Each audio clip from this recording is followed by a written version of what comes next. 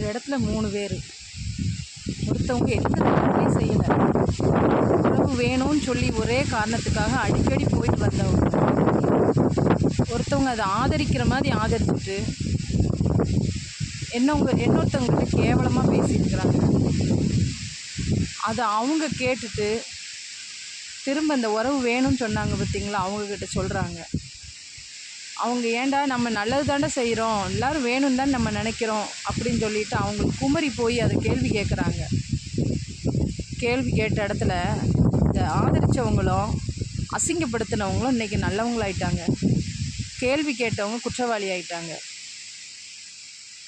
சாட்சி சொன்னவங்க தலைமறைவாயிட்டாங்க. இதில் யார் மேலே தப்பு நீங்கள் கண்டுபிடிங்க. ஆனால் நான் சொல்கிறேன், இந்த பாசம் வச்சவங்க மேலே தான் தப்பு. நீங்கள் எதுக்கு அளவுக்கு மீறி யார் மேலேயும் உரிமை கொண்டாடுறீங்க? அளவுக்கு மீறி யார் மேலேயும் பாசம் வைக்கிறீங்க? தூரத்துலேருந்து வேடிக்கை மட்டும்தான் பார்த்துருக்கணும். நீங்கள் உள்ளே போய் அத்தனை பேர் கூட நின்று ஆட்டு போட்டீங்கன்னா உங்களுக்கு இதுவும் வேணும் இன்னும் வேணும். செருப்பில் போட்டால் கூட திரும்ப மாட்டோம் நம்மெல்லாம்.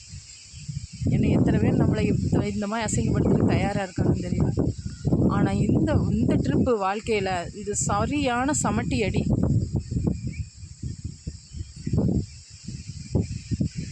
அப்படின்னு நான் நினைக்கிறேன்.